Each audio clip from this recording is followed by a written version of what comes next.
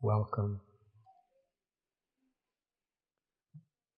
For just a couple hours each year, we have this ceremony, Pushya Abhishek.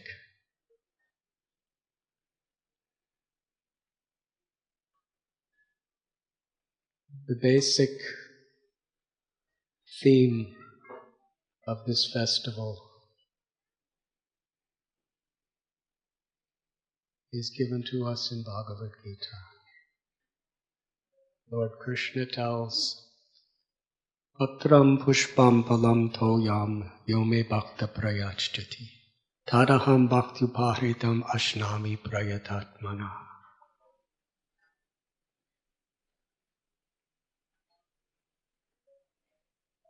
It gives a wonderful insight into the perfection of Bhakti Yoga. The nature of the love that is shared between the devotee and the object of love. In Bhakti, everything is calculated on the basis of love, not quantity, not influence, but love. And that's the simplest, most real experience that we have in this world. When a little baby's born, the baby doesn't care what the bank account is of their mother and father.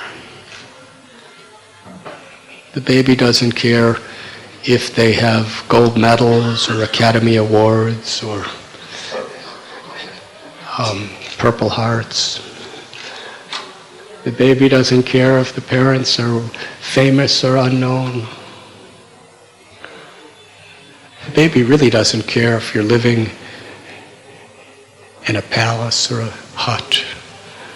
All the baby really wants is your love. And that love is expressed by how you care. And if the baby's loved, the baby's happy. And if the baby's not loved, even if you give that baby diamond necklaces, a new one every day, and the best of foods, baby's not happy. And I don't know if you remember, but we were all babies. And if we're not careful, we'll be babies again. But the reality is that's the basic principle of our life. We're seeking to be loved. And we're seeking to love. It is said that things could give some flickering satisfaction to the senses and to the mind, but things could never touch the heart. To love and to be loved are the only experiences that could give fulfillment to the heart.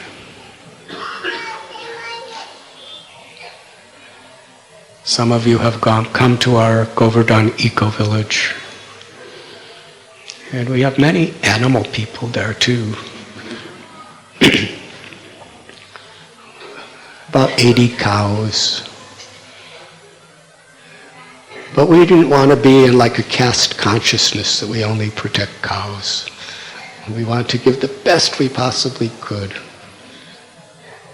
Not that just the cows are not killed, not just that the cows give nice milk, but unconditionally to show our love for them by protecting them and bringing them happiness and peace in every possible aspect we can do.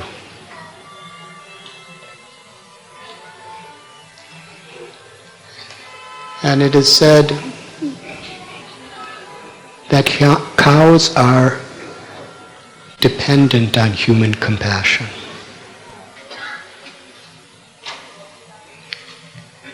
And when there is loving care to the cow, it naturally awakens within humans the understanding of the sacredness of life itself. If we're just nice to cows, but we're not nice to humans, that's not a very high level of dharma. What to speak of other animals? So perhaps the most abused of all animals in India is the donkey. They usually have gigantic piles of bricks on the back of them, or huge sacks of dirt. And their hair's falling off, and they're being beaten, and they're carrying, and they're foaming at the mouth. They just want something to eat and something to drink, because nobody cares about them. They just work them. So we got a couple donkeys that were just like that. And if you took one step toward them, they'd run away.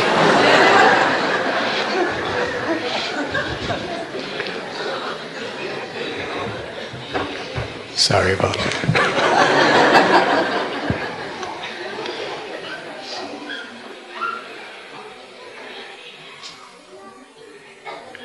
Because they were so afraid of people. They were just forced to do everything they did in their life and given no respect. And everybody likes to be respected. So after a couple months of just respecting them and treating them like children of God, which they are, Mamayavam so jiva loke jiva bhuta sanatana. In Bhagavad Gita, Krishna tells every living being is my child. Everyone is a part of me, a spiritual spark. And Krishna tells in Gita, every living being is intimately dear to him. Madbhakta pujabhyadika. As we treat Krishna's children is how we respect Krishna also.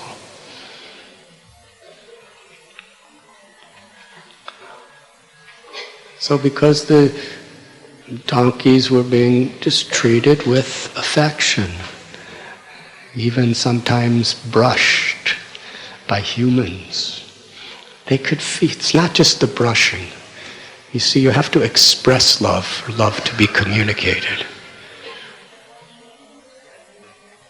You know, with God we can go like this, but even then, the idea of when we meditate, when we chant japa, when we have kirtan, when we connect with that love of God, it's expressed through seva, through service. And in marriages, I've seen things like this, where the husband or the wife is just like this, and their spouse says, you know, why don't you care about me? No, I love you. I'm meditating on my love for you. Doesn't work that way. Through our words, through our actions, it's expressed. Yat koroshi yadashnashi yat johoshi yadasiyat yat tapasyasi kontya tat koru shramadarapanam. That's why we have the ability to speak words and perform actions. It's not just Maya. Somehow or other, the Creator has given us the power to speak and to act. And those actions reach their fulfillment when they're expressions of something meaningful. Greed is never meaningful to the heart. What to speak of the soul? Arrogance, selfish lust, anger, envy. These things so much prevail in human consciousness in today's world, but they're not meaningful. What's meaningful is compassion, which is an expression of a love that we find within ourselves. And we all have that. And when we express it, it may be in how we smile at someone. It may be at offering someone nice food, prasad. It may be in helping and some encouraging words. That's what our actions and our words fructify in. Seva. And it's not just the thing that affects people, it's how it's done.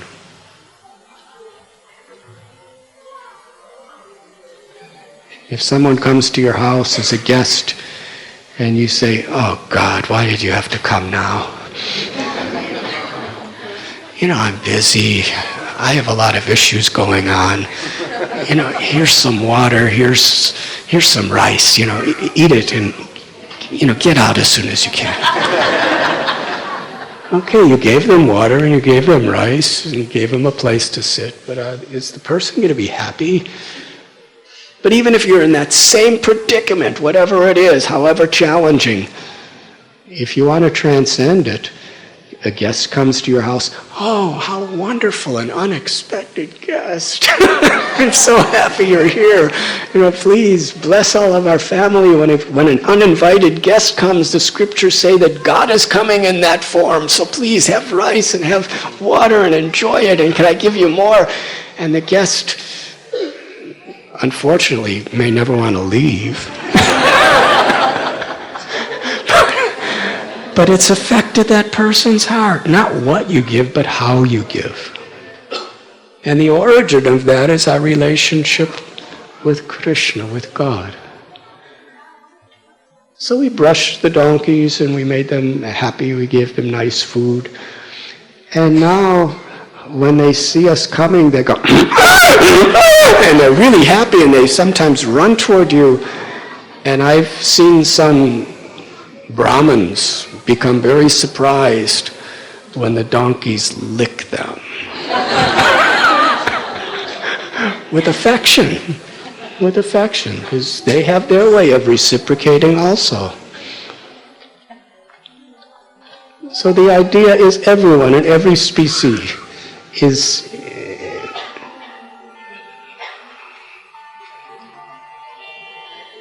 seeking to love and be loved.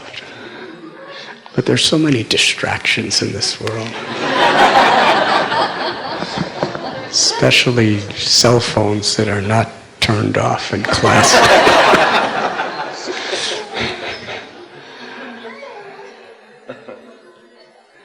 So this beautiful verse from Bhagavad Gita, Krishna tells that if one offers me, Krishna saying, a single leaf, a flower,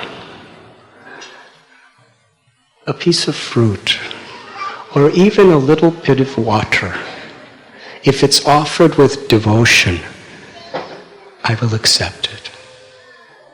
Not only will he accept it, but he will consider it the most valuable thing in the creation, because it's offered with devotion. And anyone, anywhere, can offer a little water or a flower. Krishna is so kind, even a flower petal or a fruit or a leaf.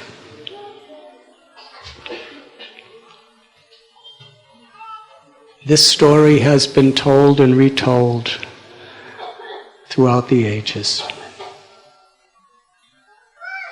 That God does not accept the thing that is offered, but accepts the purpose and the spirit in which it is given.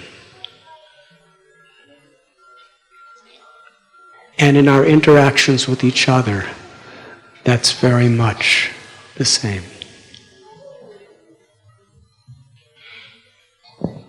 I'll speak briefly, at least that's my initial plan.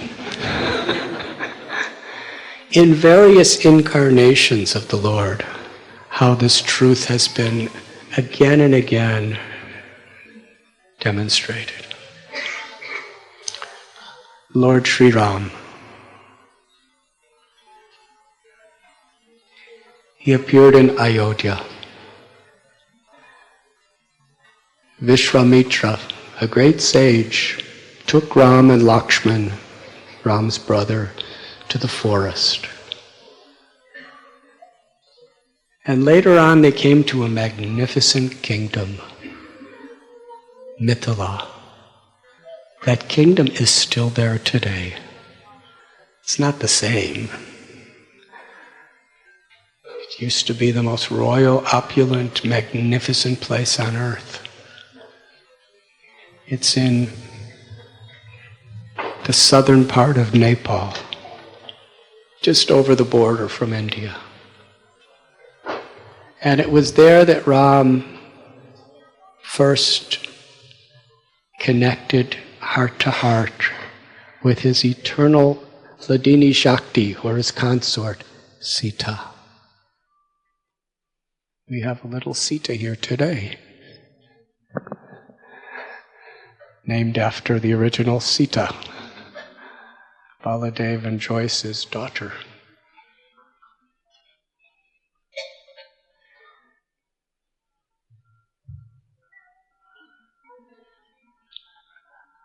Ram and Sita were married. It's one of the most beautiful stories ever told. Sita's father was Janak. He offered Ram the most wonderful foods, the most wonderful gifts. Everything was the best he could do, he gave to Ram, out of love. And when somebody is a king like that, and they're really trying to please you by giving you the best they can do, it's really nice. He gave unbelievable, luxurious gifts to Ram. And Ram accepted it because they were given with pure love. Samsiddhir Haritoshanam. Hari means God. Samsiddhir Haritoshanam means the perfection of whatever we do is if we give pleasure to the Supreme. And in the Bhagavad Gita, in the next incarnation of Krishna, Krishna tells the example of how one could live in this world with devotion is Maharaj Janak. The Lord remembered him from his previous incarnation because he was such a great devotee in royalty. Later on, when Sita and Ram were banished to the forest and Sita was kidnapped and Ram was looking for Sita, they came to Pampa Sarovar, a lake close to Hampi or Kishkinda Kshetra. And living in a cave near that lake was a simple woman. She was illiterate. She had no caste, which had some relevance in India.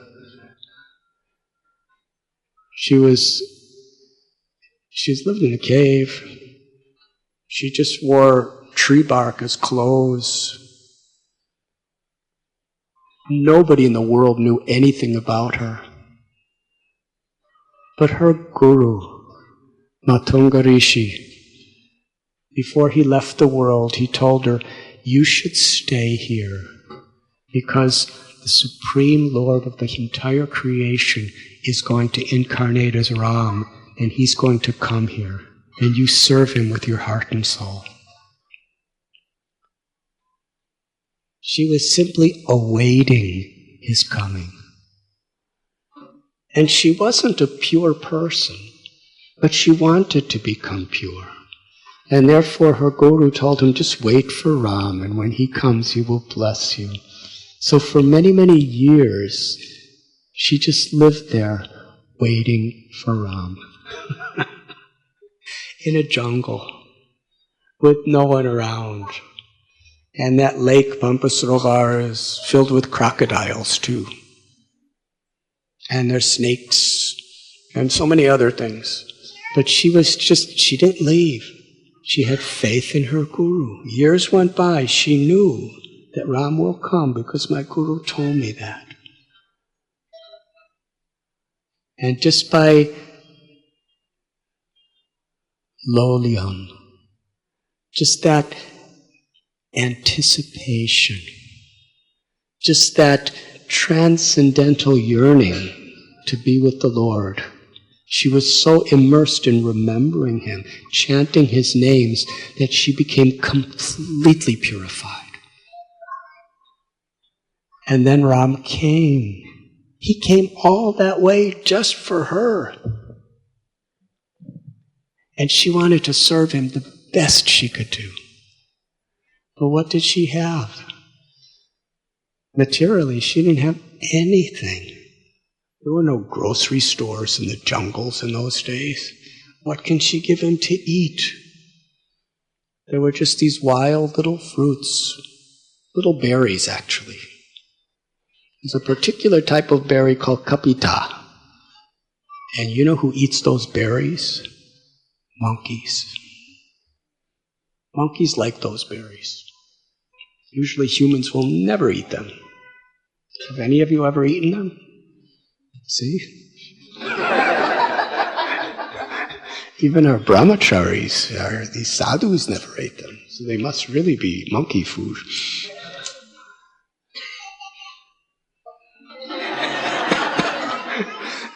That's the success of this whole class. So, the thing about these berries is sometimes they're sweet and sometimes they're horribly bitter.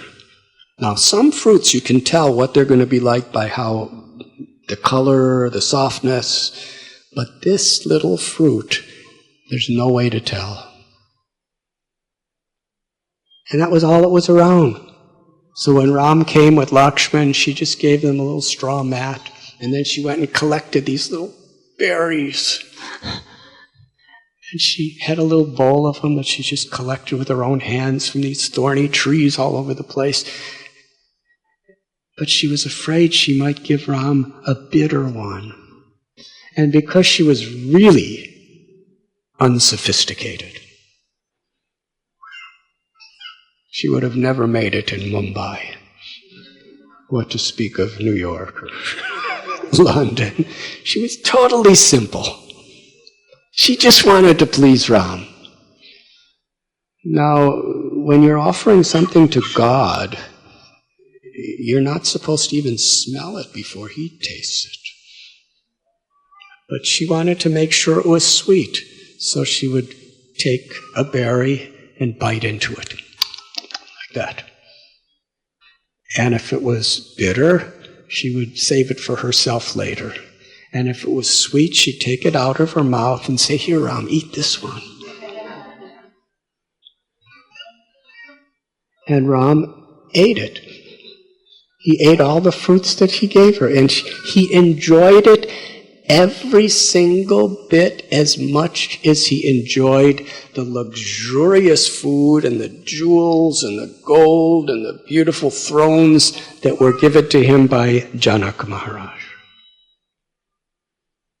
So being wealthy was not a disqualification, and being in total material poverty was not a disqualification. There's only one disqualification. No love, no intention to please someone through our devotion. And that bhakti is the only qualification that can please Krishna, or really please the hearts of Krishna's children. When Krishna came as Krishna, there are so many stories. But let's go back to Ram. When they were building the bridge across the Indian Ocean, Raghunath loves to tell these stories, and he tells them with so much dramatic devotion. Hanuman, who is the very personification of bhakti, he was lifting mountains to put in the ocean and float. And as he was doing it, there was a little spider. Now, usually spiders are not so popular. There's temples of Hanuman all over India. And actually, there's temples of Hanuman all over the world. Have any of you ever seen a temple of a spider? Usually if a spider comes in a temple, you sweep them away. So there was this little, here's Hanuman, the personification of bhakti, carrying massive boulders and mountain peaks to build the ocean.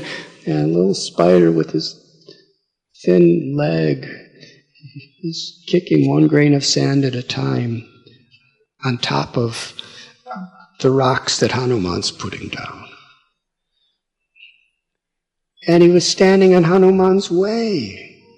And Hanuman's a devotee, so he's seeing the presence of his beloved in everyone's heart, so he's not going to step on him. So he had to stop, and he's holding him mounted, and he's impatient for this spider to get out of the way.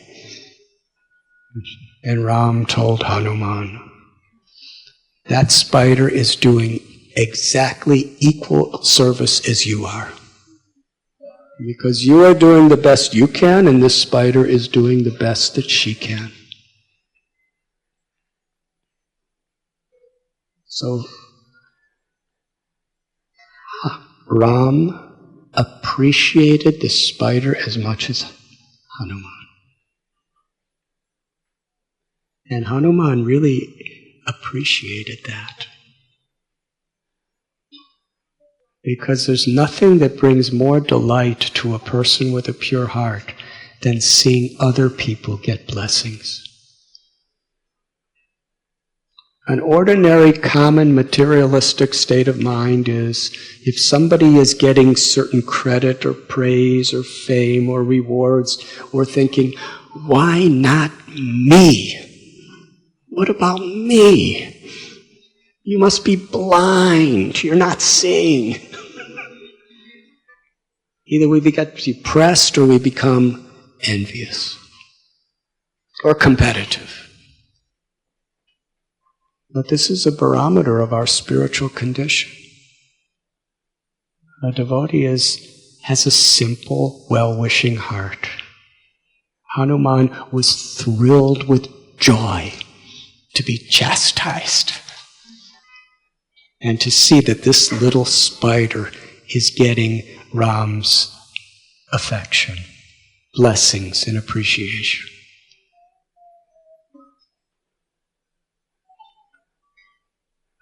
But Ram appreciated the Hanuman just the same.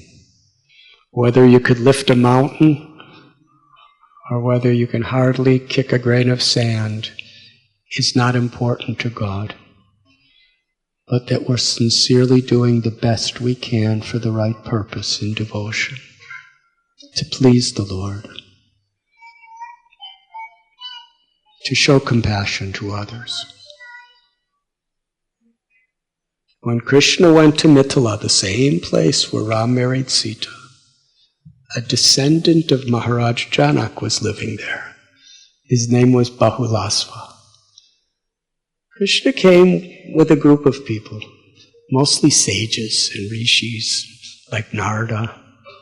And Bahulasva met Krishna at the very place where the town began, the kingdom. And he said, please come to my palace. And a very simple man, a Brahmin named Shrutadev, he also asked Krishna to come to his home. Now, you and me, we would have to get somebody to schedule which place we're going to come first and what time we're going to come. But Bhagavan has no problem. He just went to both places at the same time. But the amazing thing is neither one understood that he was anywhere else. Bahulasva offered Krishna the royal throne. had the best cooks make a magnificent feast. He offered him jewels and necklaces and crowns, and he had incredible entertainers singing and dancing for him, like the world's best stars. And Krishna, he appreciated so much because he offered it with love and devotion and simple sincerity. He was a king, but he had a simple heart. And Shrutadev, he offered a straw mat, not a throne. And then he offered some rice that he had just begged for. And that's all, rice. Chipped flat rice. And as far as entertainment, Shrutadev and his wife, he took his little chadar like I have, like this, went like this and danced in front of Ram. And he wasn't a dancer. Ram was equally happy with both Bahulasva and Shrutadev. Why? Patram pushpam palam toyam yomi bhakta prayachiti. Because it was offered with sincere devotion. And the next incarnation was Sri Chaitanya. He was living in Navadvip for some time, and Puri some time. He went to Vrindaban, he traveled through southern and western India, just giving Krishna Prem, love for Krishna, through Krishna Nam, the chanting of Krishna's names. There was a king, his name was Prataparudra. He was the king of all of Orissa, which is the southeast state of India. He had magnificent palace, huge armies. No one could defeat him, even though in those days there were so many foreign invaders trying to conquer India. They could not conquer Prataparudra because he was such an intelligent person and he was such a compassionate person. Everyone in his kingdom loved him.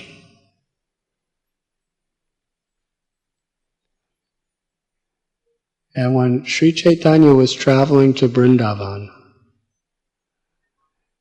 there were hundreds and thousands of people going with him. Can you imagine a pilgrimage like that? He wanted to just go alone. But he was so beautiful and so merciful. As he was walking, all of his associates came. A major part of the city of Puri followed him. And whenever village they were passing, he was chanting, and people just left their homes and left everything and just, we're going to Vrindavan with Sri Chaitanya. Prataparudra, as long as the Lord was within the precincts of Orissa, which is hundreds and hundreds and hundreds of miles, and they were walking, he set up kitchens. He set up kitchens so that the Lord and all those hundreds and thousands of people 3 times a day could have a royal feast. Because he knows if he just feeds Sri Chaitanya, he's not going to be happy if he doesn't feed everybody. Now, even if we wanted to do that, how many of us could do that? Have the wealth, the surplus of food, build the kitchens in the middle of nowhere, in fields and jungles and in towns and cities, and also accommodations for the night.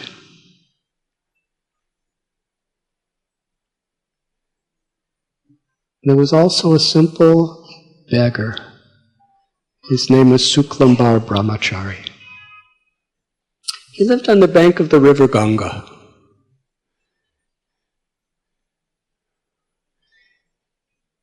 Nobody knew who he was. He was very shy. He had a little 1-room straw hut. It wasn't even his property. But in India, you could just put a little straw hut up and nobody cares. So he was living on the bank of the Ganga in a little straw hut. Every day he would go out to beg for some rice. To get enough food for himself, he would usually have to beg in about 10 or 12 houses. And he didn't eat that much. Because mostly people just, give a little, not even a handful of rice. And to beggars, you usually don't get the best rice you have. Usually after you sift your rice and there's rocks in a lot of it, then that you just give to the beggars. But the whole time, he was chanting God's names. And as he was chanting, he was feeling so much love, he would be crying. He was so satisfied. It didn't matter that nobody knew who he was or nobody cared who he was. He was so satisfied because he knew Krishna loved him. And he loved Krishna. And what was he going to do with that rice? He was going to offer it to Krishna. So his life was so meaningful and so fulfilling. One day, Sri Chaitanya, who's Bhagavan, he said to Suklambar, it was the morning they met, he said, "Today I am coming to your house for lunch because I'm longing to taste the sweetness of your rice. And you may not think you're qualified, but I want to eat your rice." And Suklambar was he didn't know what to say. He said, No, you can't come to my house. You're Lakshminath, you're the husband of the goddess of fortune. This little straw hut, I don't even have a chair for you. I don't even have a mat for you. And besides that, I'm a beggar. What kind of houses I get this rice from? It's the cheapest rice. And besides that, I'm really a sinful person. I'm really fallen. I have no qualification to cook for you. You have so many great devotees and saints and sadhus and mahatmas and mahants that are cooking for you. Who am I? Lord Chaitanya smiled. He said, "I'll be at your house at midday." Then he walked away. Shall I continue?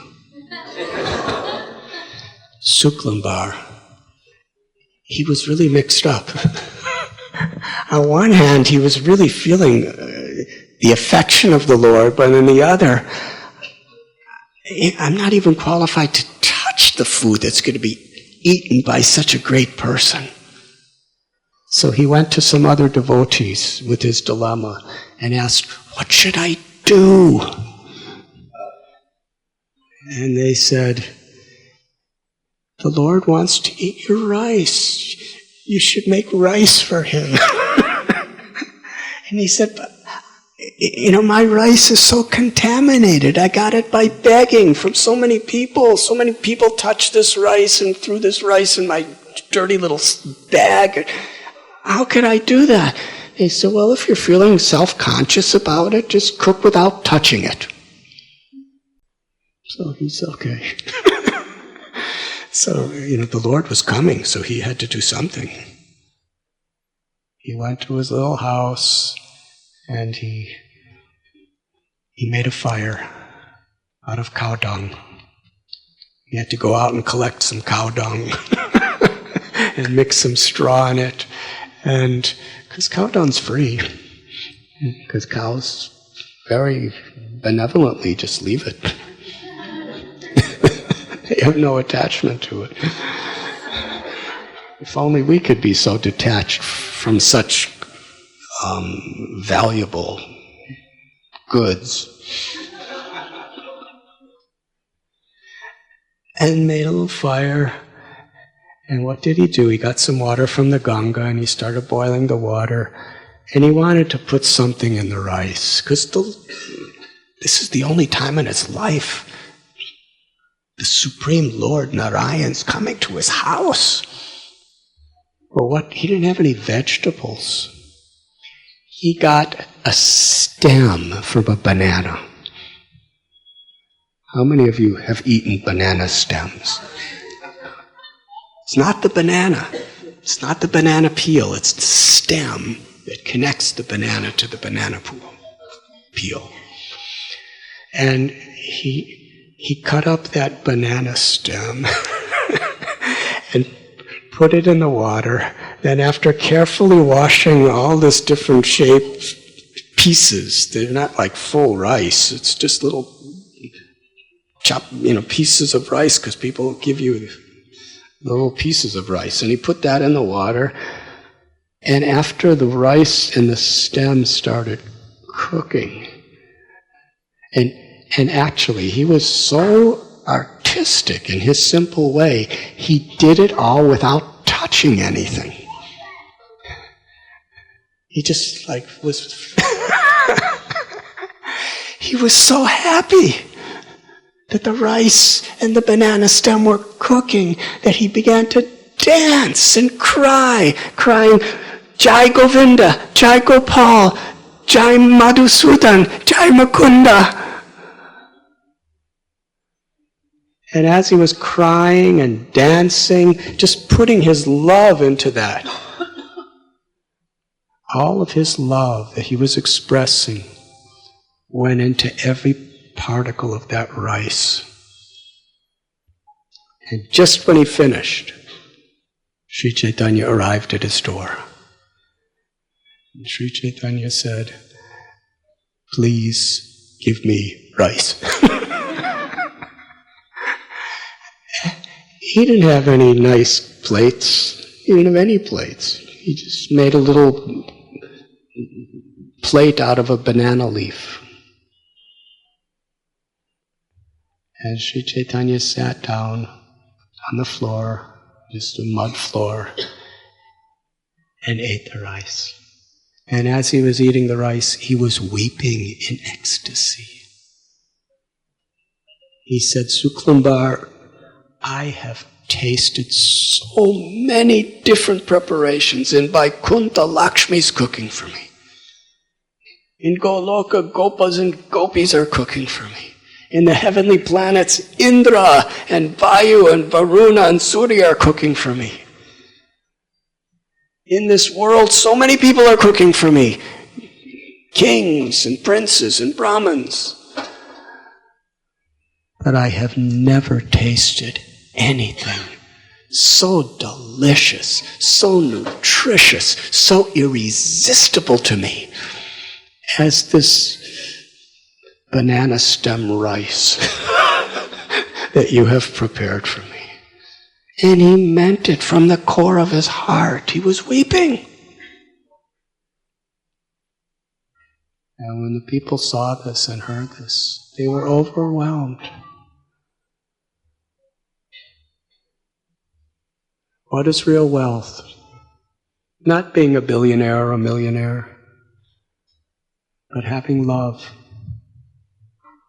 having compassion, awakening that. It's called prema dan. Dan means treasure. The treasure of prema is within all of us. You have read books perhaps or seen movies about people who are seeking a hidden treasure.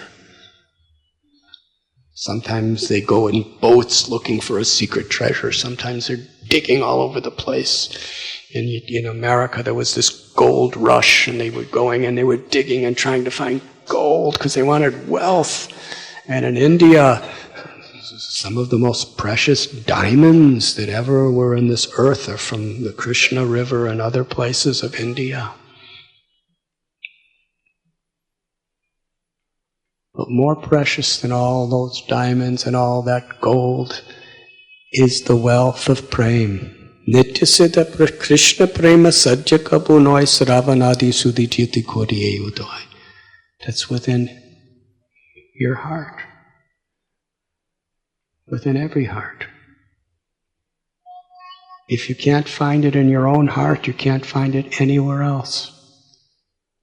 And satsang, coming together with spiritually minded people, enlightened people, or those seeking enlightenment, is the means by which we could navigate how to find it within our heart. Satsang is where we get the map. Guru, Sadhu, and Shastra. The scriptures, the saints, and the gurus, they give us the map of where to search for it. And also the tools. Sadhana, our spiritual practice, is the way we excavate our hearts to actually discover that treasure. But the beautiful thing is, it's 100% within every heart. Because that's who we are, that's our substance, Satchidananda.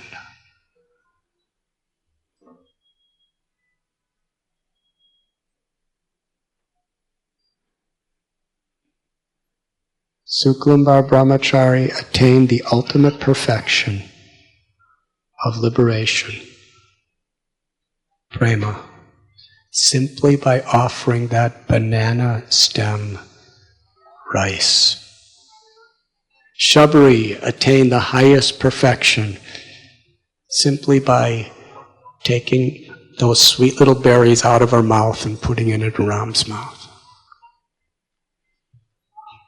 Janak, Bahulasva, they attained the supreme perfection by giving all the royal offerings to the Lord. And I'd like to end with one story that just happened 1972. Considering we've been speaking about previous incarnations, this is very contemporary.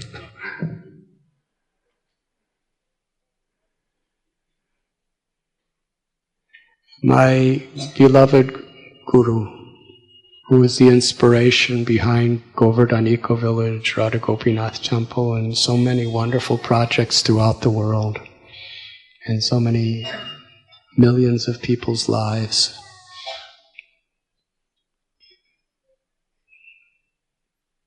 In 1965, he left Vrindaban where he was living. And he was a Swami. He didn't have any money. He didn't have any contacts. He left for the West like a beggar to give this message of Krishna Prem, of Bhagavad Gita's essence. And later, he had so many thousands of people offering their lives to help him. People from Europe, from America, from India, from Africa. In so many temples. And on special occasions, he would tell the story of an old Bengali woman. When he was living in Vrindaban at Radha Damodar Temple, she would come early in the morning with a little bucket of water from the river she would collect and offer it to Krishna every day with so much sincere devotion. Srila Prabhupada was a great scholar, but how he was appreciating this. That was in the early 60s. One of his foremost beloved disciples went to live in Vrindaban in 1972. In fact, when she first came there, I was living in Vrindaban at that time. And her husband, I would go there sometimes just to meet them because they were so sincere. And besides myself and Asim Krishna, they were the only foreign people in all of Vrindaban.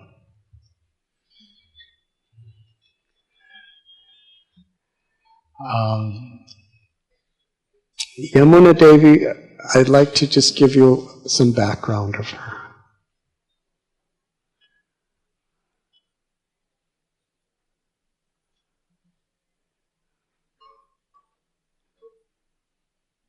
But first, when she was living there, Prabhupada wasn't there at the time. It was just her and her husband. And it was the summer in Vrindaban. And it was the hottest summer in decades. It was like about 115 degrees all day and practically all night. It was really hot. And she was from Oregon, so she's not accustomed to that. So it was difficult. She was living in the same little building of Radha Damodar, she was sleeping in a little cellar on the roof that had no windows. And every day she would see that lady that she heard Prabhupada talk about. And she describes in her diary, and it's in her book, A Life of Devotion. She talks about this lady. Her name was Sarajini. She was a Bengali widow.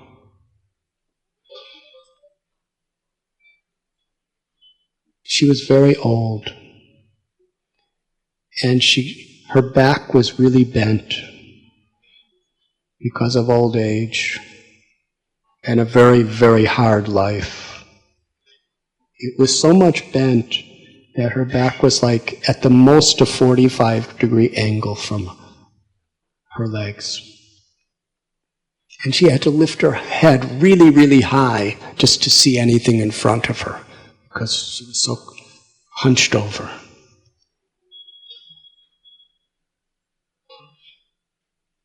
She was emaciated, thin, really skinny. Her clothes, she had one cloth that she would wear. It was probably about 10 years before it was white. But now it was just very, very dull, tattered, and gray. She was illiterate. She never went to school. Somehow, an old widow. And where did she live? Yamuna Devi found that she just lived in a little tiny, it wasn't even a house. It was just in the temple, just outside the temple courtyard. There was just a little overhang she would sleep.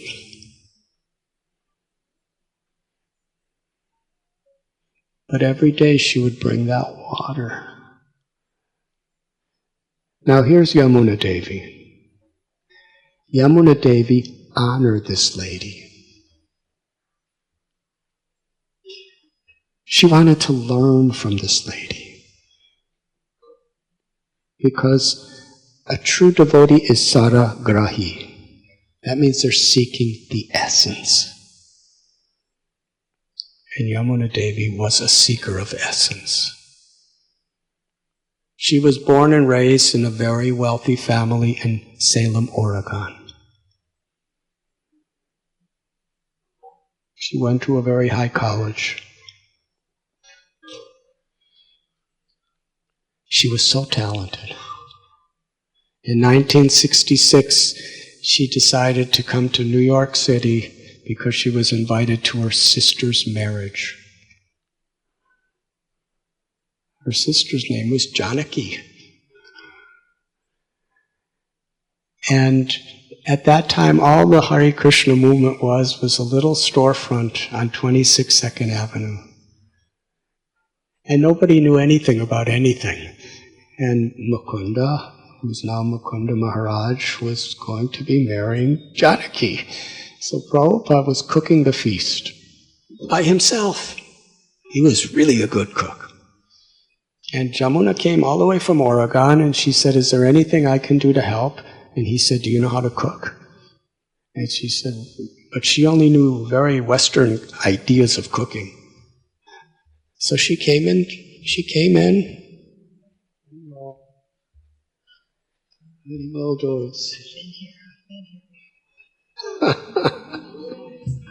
Thank you.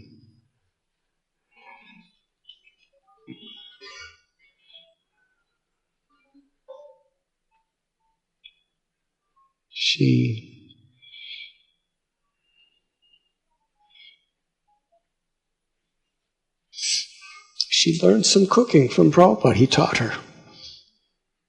She was actually a master cook. But he taught her, things that she never knew. Because she couldn't utilize what she knew because she wasn't vegetarian at the time. And then she went back to Oregon and helped start the first temple in Haight-Ashbury, the second temple on Frederick Street. And about a year later, her and 5 others, plus a baby, went to London. They went there, they didn't have any money, they didn't know anyone. And within a couple months,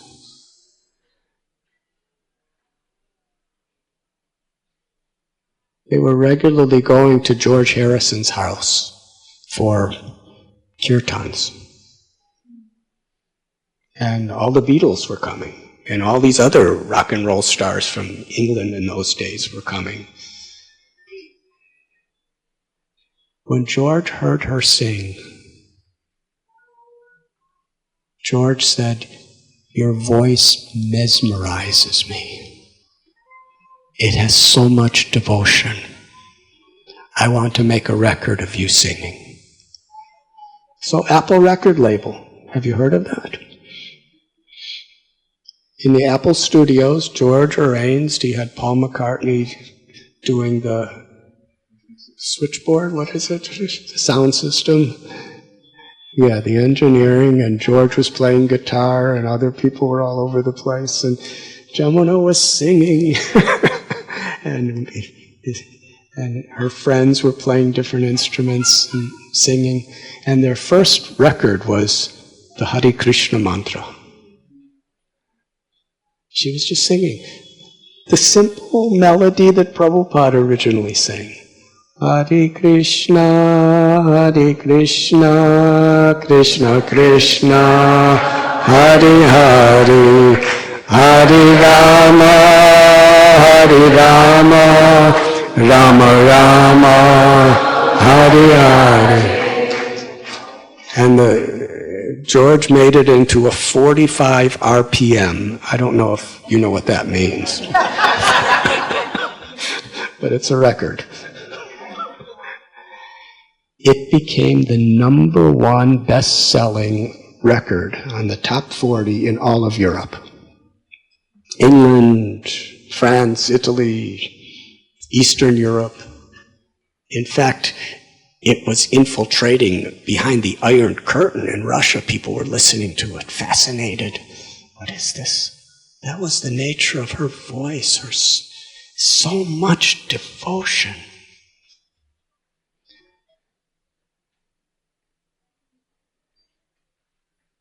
And then George wanted to make a record album. It was called the Radha Krishna album, Radha Krishna Temple.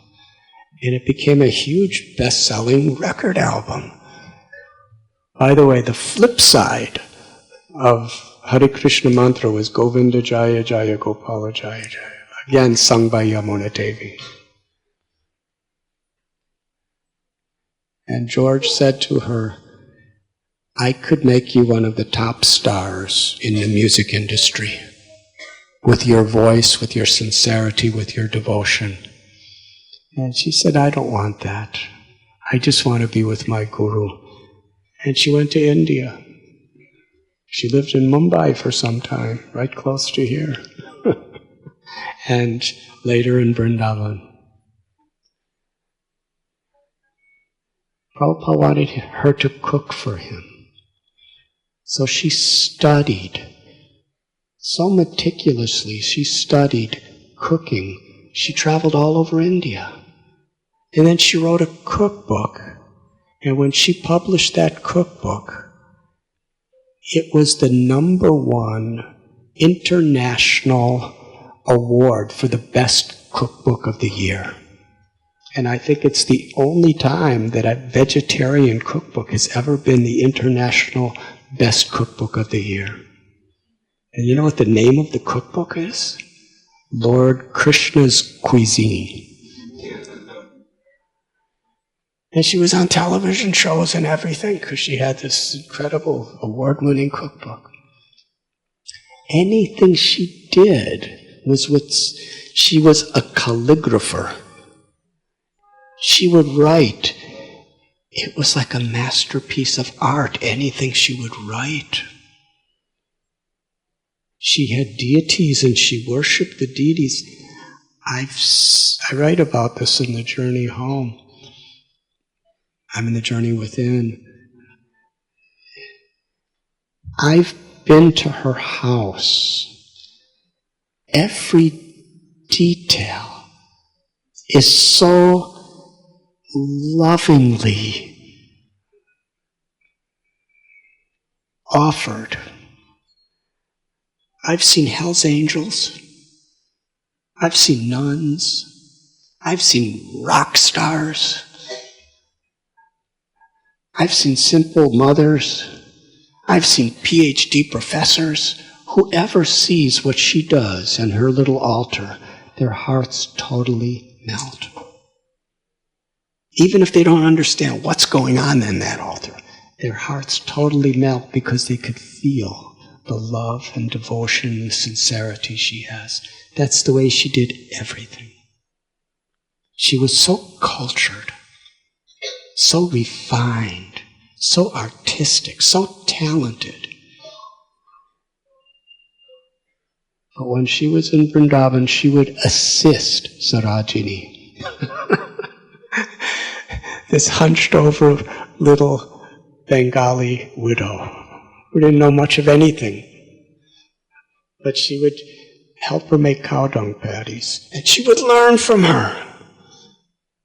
She would learn from Sarojini how to make little stoves made out of clay.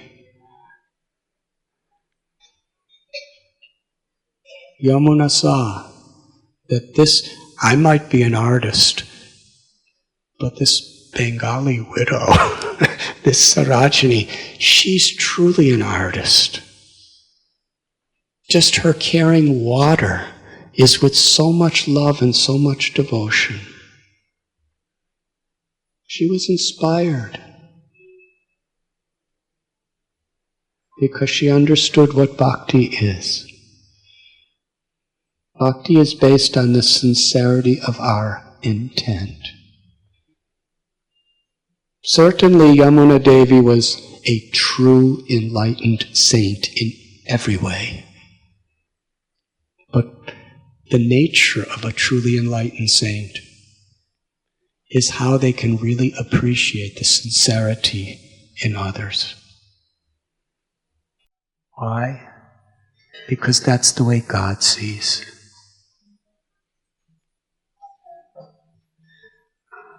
I'm sorry, I got so carried away in these stories, I forgot it was Pushya Abhishek.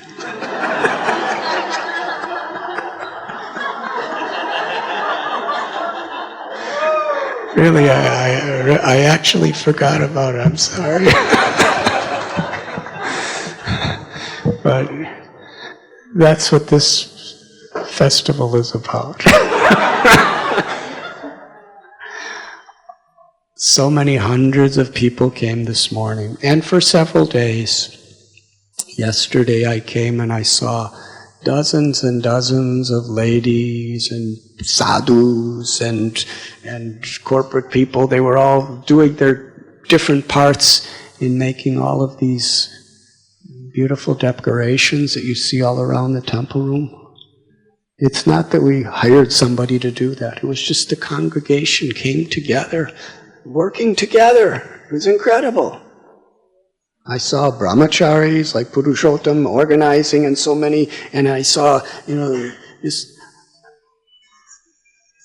so many ladies just enthusiastic when sadhus and ladies and business people, everyone worked together without ego, without condescension, just everybody's doing their part. The result, something beautiful. Not only to see, but to feel. What you see may be nice to your eyes, but the vibration of the love and the devotion and the cooperation and the unity of so many different people on so many levels,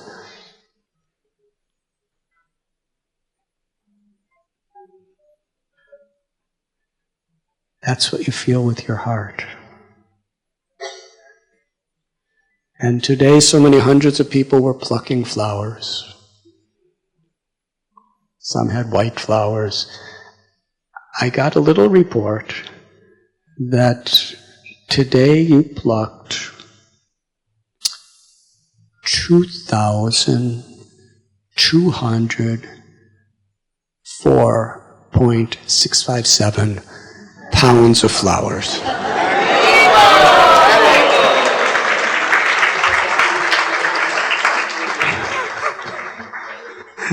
Approximately. But it was over 2,200 pounds, over 1,000 kilos. And you pluck somewhere. There were 13 different types of flowers. Different colors, different fragrance, different shapes. And they were all together. And every pluck, every petal, it was an offering of devotion. Because nobody got paid. I hope nobody paid any of you. You know, some of you, during that time, in the Bombay Stock Exchange or in your corporate world, could have made maybe, lakhs, hundreds and thousands of rupees in that time. But you were just here plucking flowers. People of all different varieties of nationalities and religions and castes and social, economic, educational stratums of society, none of that mattered. All that mattered is this is an offering to God. And the offering is not just what you do or what I do, it's what we do. That's bhakti. That's what will change the world. When we're not thinking in terms of you and me and I and mine, we're thinking of us. We're encouraging each other. When I was giving the class this morning, I was watching. It was really sweet. Just saying, throwing, and everyone's putting, tossing. And it wasn't like, I did 27 petals in the last 3 seconds and you only did 21. It wasn't a matter of quantity, it wasn't a matter of efficiency, it was a matter of sincerity. Because when it comes to flower petals, that's all that really matters. Why does it matter? Because that's all Krishna ever sees in any aspect of our life. Krishna is not concerned with the quantity of our wealth. He's not concerned with how many followers we have. He's not concerned with how much education or how much knowledge we have. He's concerned with the sincerity of our will to serve with devotion. And when we use when our knowledge and our wealth and our influence is utilized with that humble, sincere, simple spirit of devotion to serve, then it makes everything beautiful. So as you can see, this temple, people, wonderful, wonderful people contributed for this carved wood and this marble and the altar and the flowers and everything else. The stone carving outside. But what do we do inside?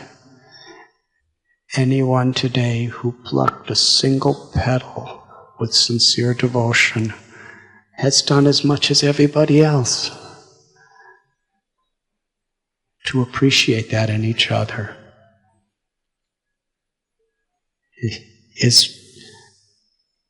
is where we will find that treasure within our hearts. So we'll be chanting, and Radharani and Krishna will be showered with the flowers of all of our devotion. And just to see with our eyes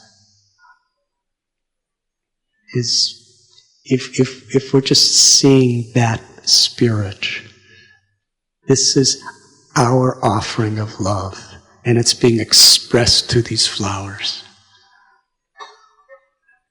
That state of heart can purify us and purify the world.